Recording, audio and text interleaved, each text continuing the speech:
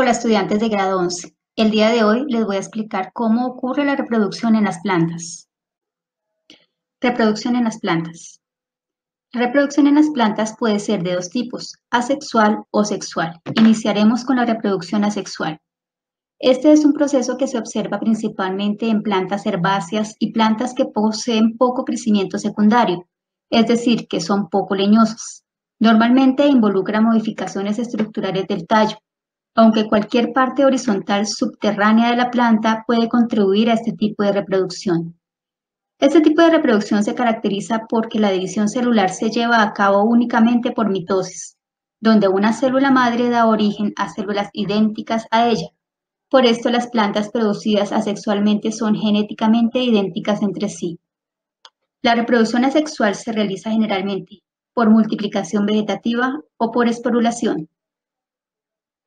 La multiplicación vegetativa puede ser de dos tipos, natural y artificial, y es aquella que consiste en la formación de una nueva planta a partir de cualquier órgano. La multiplicación vegetativa natural puede ocurrir a partir de tubérculos. Están conformados por una masa carnosa o tallo corto engrosado, generalmente subterráneo, que acumula sustancias de reserva y de la que pueden generarse varias plantas. La papa y la arracacha son un ejemplo. Bulbos son tallos subterráneos o yemas rodeadas de hojas cortas y muy gruesas. Algunas plantas como la cebolla, el ajo y el tulipán poseen bulbos. Rizomas constituyen masas de tallos largos y subterráneos que emiten hacia el exterior otros tallos más pequeños. Ejemplos de ellos son el jengibre, el lirio o el pasto. Estolones son tallos largos que crecen horizontalmente sobre la superficie del suelo, desarrollando yemas en los nudos de las hojas. Es típico de la fresa o el trébol. Bulbilos o bulbillos. En algunas ocasiones se desarrollan nuevas plantas a partir de la raíz y de las hojas. Este hecho ocurre en los chopos. Las raíces presentan yemas adventicias que desarrollan tallos aéreos. Otras plantas como el calanchoe poseen este tipo de yemas en los bordes de las hojas y desarrollan una planta completa. También son ejemplos el aranto y el espinazo del diablo. Apomixis o agamospermia es una forma de multiplicación asexual con la formación de semillas con un embrión genéticamente idéntico a la planta materna, que se formó sin las etapas normales de la reproducción sexual. Multiplicación vegetativa artificial. Acodo. El acodo o amorgonamiento es un método artificial de propagación vegetal que consiste en hacer posible la aparición de raíces por medio del calor, de la humedad de la tierra preparada y de incisiones o ligaduras de las ramas acodadas formando nuevos individuos. Como en toda reproducción vegetativa, los nuevos individuos son similares genéticamente al progenitor. Estaquillas o esquejes. El esquejado o estaquillado es un método de multiplicación vegetal que consiste en tomar una porción de la planta, por ejemplo, un trozo de tallo, y conseguir que emita raíces para formar un nuevo individuo. Se le llama esqueje, estaca o estaquilla al trozo de tallo, de hoja o de raíz que se pone a enraizar. Injerto. Los injertos son un grupo de técnicas de propagación vegetal artificial que consisten en la unión de un fragmento vegetal con otro que ya está asentado, con el fin de que ambos crezcan como si de un solo organismo se tratase. Micropropagación. Es el conjunto de técnicas y métodos de cultivo de tejidos utilizados para multiplicar plantas asexualmente de forma rápida, eficiente y en grandes cantidades. La micropropagación se utiliza para multiplicar o propagar plantas nuevas, tales como aquellas creadas por ingeniería genética, mutagénesis o mejora genética. Se utiliza también la micropropagación para obtener plantas libres de enfermedades, tales como virosis, u obtener grandes cantidades de plantas que no se propagan eficientemente. Esporulación. Ocurre en plantas sin semilla, que son aquellas en las que la reproducción sexual no involucra la formación de flores o semillas. La mayoría de estas viven en lugares húmedos y sombríos y por lo general son plantas poco conspicuas en el paisaje. La planta produce esporas en los esporangios. Estas, al ser liberadas, son trasladadas por el viento, el agua o los insectos hasta encontrar un lugar apropiado donde germinar. Es típico de los briófitas, por ejemplo, musgos, hepáticas y antoceros, y pteridofitos, como los licopodios equisetos, helechos típicos y otros grupos menores. ¿Qué es la alternancia de generaciones en las plantas? Alternancia de generaciones describe el ciclo de vida de una planta, ya que alterna entre una fase sexual y una fase asexual. La fase asexual diploide 2N produce esporas por meiosis y se llama la generación esporofito. Al desarrollarse, dan otra fase haploide llamada gametofito. La fase sexual haploide N produce gametos por mitosis o células sexuales y se llama la generación gametofito. Tras la fecundación se constituye un cigoto que da lugar a un nuevo esporofito diploide. En las algas y briófitas, como los musgos, es más importante el gametofito que el esporofito. Sin embargo, en las plantas superiores, pteridofitas como los helechos, y espermatofitas o fanerógamas, como las plantas que se producen por medio de semillas, el gametofito se va reduciendo hasta estar formado por apenas un grupo de células o, incluso, de núcleos, quedando el esporofito como la generación más desarrollada y visible. De hecho, cuando tú ves un árbol o una flor, lo que estás viendo son esporofitos. Ciclo de vida de los musgos. El ciclo de vida de los musgos se caracteriza por presentar alternancia de generaciones. La alternancia de generaciones hace referencia al ciclo de vida sexual de estas plantas, donde se alterna entre una fase haploide N, conocida como el gametofito, y una fase diploide 2N, conocida como esporofito, como lo habíamos mencionado anteriormente. El gametofito en su parte superior tiene dos órganos reproductores, el anteridio, que es la parte masculina que produce y libera gametos móviles, y el arquegonio, que es la parte femenina que produce gametos y permanecen fijos en su estructura. ¿Cómo ocurre la fecundación en los musgos? El proceso de fecundación se lleva a cabo cuando el gameto masculino llega al femenino gracias a las lluvias o la humedad y lo fecunda formando un cigoto diploide. El cigoto se desarrolla dentro del arquegonio y origina el esporofito diploide, que adopta una forma de cápsula. Dentro de este, por medio del proceso de meiosis, se generan esporas haploides. Cuando las esporas son liberadas, estas se dispersan y germinan para producir otra generación de gametofitos verdes. Ciclo de vida de los helechos. En el esporangio se producen por meiosis las esporas haploides que luego son liberadas. De las esporas, que se forman en vez de las hojas o frondes dentro de unas estructuras llamadas soros, los cuales son conjuntos de esporangios, se desarrollan gametofitos haploides. En muchas especies los gametofitos tienen solo unas pocas capas de células y adoptan una forma similar a un corazón.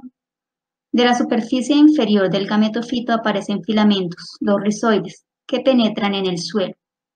En la superficie inferior del gametofito hay arquegonios, estructuras con forma de botella que contienen los gametos femeninos y los anteridios que contienen los gametos masculinos. ¿Cómo ocurre la fecundación en los helechos?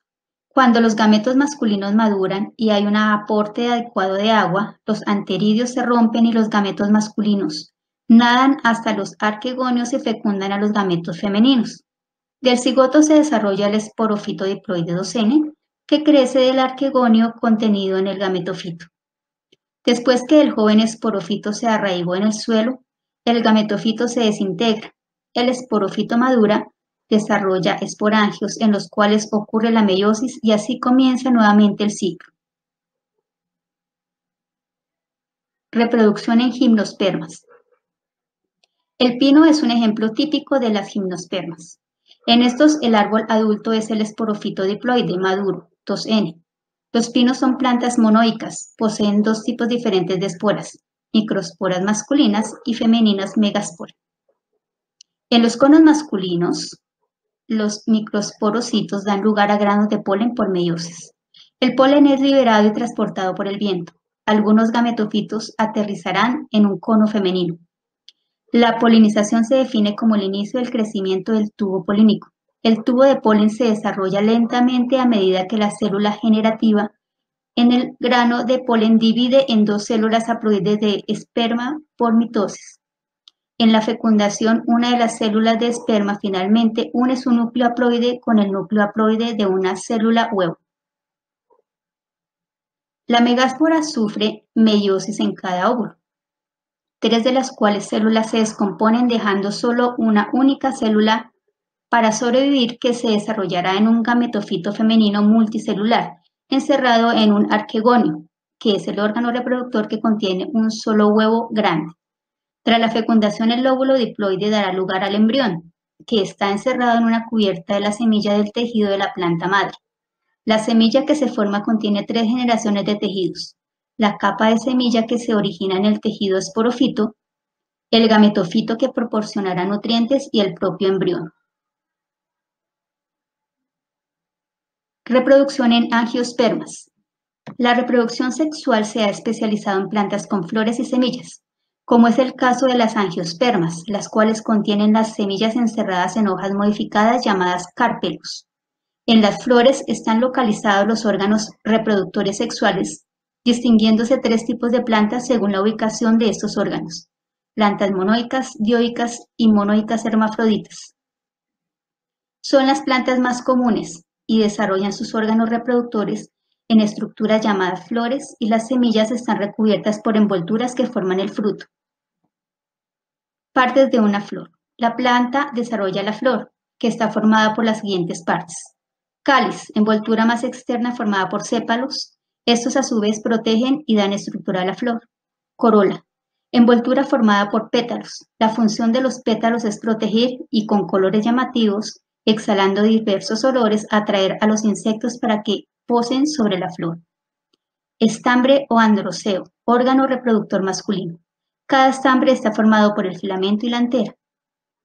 Pistilo o gineceo, órgano reproductor femenino. Está formado por estigma, el estilo y ovario. El estigma es el orificio que permite la entrada del polen hacia el ovario para que se produzca la unión de gametos. Los ovarios contienen los óvulos en su interior. En la antera de los estambres se forman los granos de polen que contienen los gametos masculinos.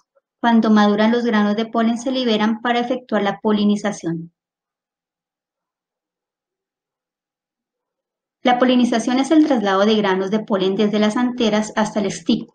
Para llevar a cabo esa función, las flores se valen de aromas y colores para atraer a un mayor número de polinizadores. Esta puede ser zoófila o zoógama si se realiza a través de animales. Si es a través del viento, se denomina anemófila o anemógama.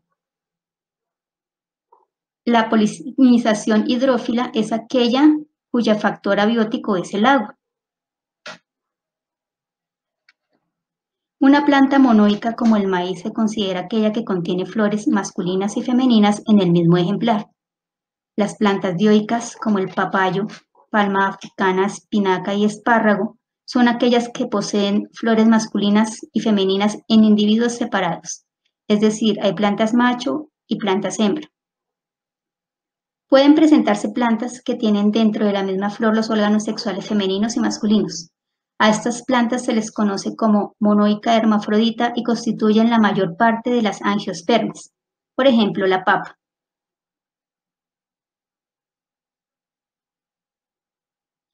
El fruto, además de proteger a las semillas en su desarrollo, tiene la misión de dispersarlas para ampliar el área de distribución de la planta. Los frutos aprovechan distintos mecanismos para desplazar a las semillas. El viento. Las semillas pueden ser de un tamaño muy reducido o bien presentar apéndices a modo de alas o penachos de pelos para que el viento los arrastre. Estos frutos se denominan anemócoros. Las plantas que presentan este mecanismo se les llama anemócoras. Animales. Los animales se encargan de manera voluntaria o involuntaria de dispersar los frutos. Este mecanismo se llama zoócoras. Agua. El fruto es dispersado por la lluvia o arrastrado por corrientes de agua. Este mecanismo se llama hidrócoras. Autodispersión. Las plantas presentan adaptaciones mecánicas de propulsión de los frutos o las semillas. Las plantas que presentan este mecanismo se llaman autócoras. Las semillas presentan diferentes estructuras: el cotiledón, el endospermio, la plúmula y el micrópilo.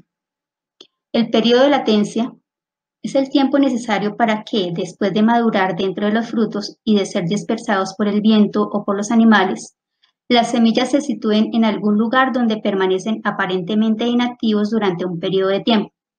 Esto significa que el embrión de la planta está vivo, pero no crece, hasta que llegan las condiciones climáticas como temperatura y humedad para que comiencen a crecer.